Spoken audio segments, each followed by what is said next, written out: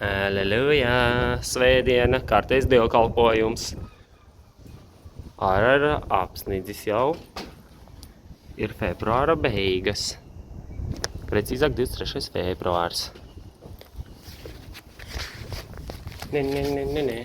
Esmu pārsteigts par problēmu, kas man nomāca un nevienu izskatās, ka neskar.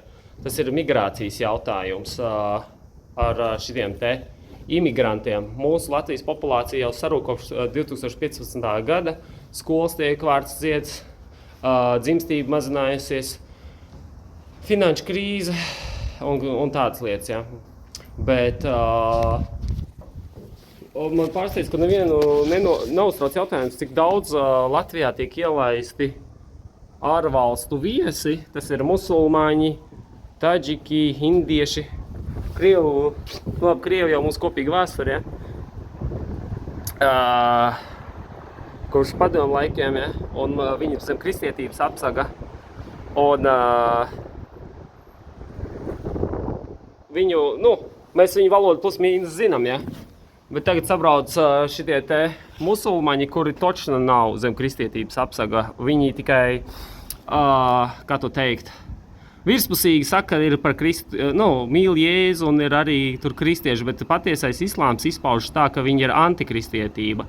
Viņi nesako īstiem Jēzu, viņi uzskata par sasto pravieti, vai ko viņi neuzskata viņu par Mesiju Dieva dēlu, kas aprakstīts jaunajā derībā, kurš darīja brīnums un augšām cēlās no mirušiem.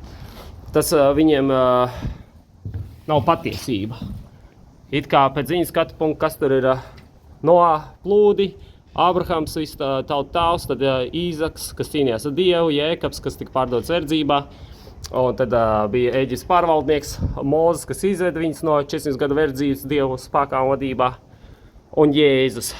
Un, bet raksts skaidri gaiši saka, kam nav tēva, kam nav dēla, tam nav tēvs, ja. Un Jēzus ir ceļš, patiesība un dzīvība, un ja mēs balstamies uz viņu uzskatiem, kas ir Allahs, viņu dievs, un kas ir Muhameds, kurš esot pārgulējis ar 6-gadīgu vai 9-gadīgu Aīšu, mazgadīgu meitenīti, norubījis 600 čaļiem galvas un ar zobenu gājis iekarot teritorijas. Un tādam čalim viņi sako. Un kas tur viņiem ir? Atrunāts džihāda visi 3 līmeņi, kamēr mazākumā viņi daudz ko te nesprāgā, nepukst, kad jau vairākumā gribēs celt mošejas un savas tiesības kačāt, jo nabaga imigranti pieņemtie, ja? Un tad jau, ka vairākumā konvertēties uz viņu islāmu, noliekt Jēzu, pieņemt viņu to tur, un tad šarijā uztaisīt, mošejas taisīt, 5 reizes dienā lūgties, nezinu, vai viņi paši to dara vai kā. Bet viņu būtība ir tāda pakļauties, submit to viņu tam tur, ja? Jebkurš varmāk sanāk, kurš var paņemt kalašu rokā vai Hitlers kaut vai iekarot Eiropu, ir cilvēki noteikti, kas arī viņam sako, ja? Bet atcerēsimies, mēs laiku un gadus skaitam pēc Jēzus, ja? Pēc krustās izstā Dieva dēla, ja? Pirms un pēc.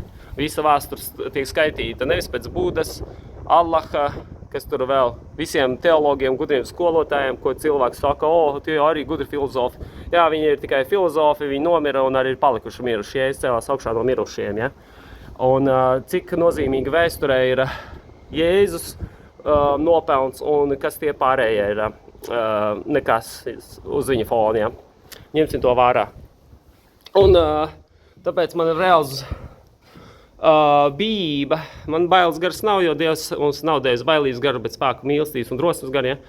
Cerības garu, bet par mūsu valsts suverenitāti, neatkarību Daniela grāmatā jau pravietoja to, ka būs 4 impērijas, kad Nebukadnecars iekaroja Jeruzalemi 600. gadā pirms mūsu ēras, ja? Viņam Daniela visu grāmatu palasīsiet, tur atradīsiet šo info. Viņam bija sapnis, un viņš saicināja gudros un prasīja, lai kāds izskaidro viņam šo sapni. Neviens to nevarēja, tāpēc viņš visies nogalināja. Un Daniels bija vienīgais, kas varēja izskaidrot to sapņu būtību. Un tā sapņu būtība bija tāda, ka būs 4 impērijas pēc Babilonijas, kad Jeruzalem krita. Jeruzalem valdīja 66 gadus, Babilonija ar Nebukadneceru kā valdnieku. un tad tur, kurš otrais pēc viņa bija. Tā krīt, to karoja Medo-Persija, Kīrs un Dārijas. Tie aptuveni valdīja 150 gadus, viņiem bija tā nemirstīgo armija. Un tad nāca Grieķija. Grieķija arī 150 kaut kur gadus valdīja. Viņam visi tie filozofi bija, Aristotelis, kas tur vēl, Sokrāts un kas tur. Un tas bija Grieķijas valdīšanas laiks ar Aleksandru Lielo. Tad nāca Roma, kur valdīja tur 700 gadus, vesels 100 gadu. Viņi tur centās iekarot visu vidusjūras zemes. Arī viņi to izdarīja. Cēzars tika nokauts 4 gadus pirms Kristus, un tad nāca Augustīns Cēzars. Un Romai bija savu kritumu kāpumu, dominēja stabili līdz 478 gadam mūsu ērā jau, un tad barbari vikingi visādas ciltis viņus iznīcināja, tāpēc, ka viņi bija jau pārlieku vīnas kurbumā, dzīrēs, orģijās, netiklīgi augtie visu tajā pagānismā aizgājuši. Ārēji robežas bija sargāts, bet iekšēji viņi jau bija vāji sadrumstalot. Tie tad pārņēma, un tad pēdējā ir Eiropas impērija, kur ir sadrumstalota, un tajā praviešu sapnī ir aprakstīta tāda statuja, kuram ir zelta galva, tad šitas bija sudraba krūtis un plats, tad bronzas viduklis un dzels kājas, un tad māla un dzels pādas. Un tas katrs simbolizē savu šito te impēriju.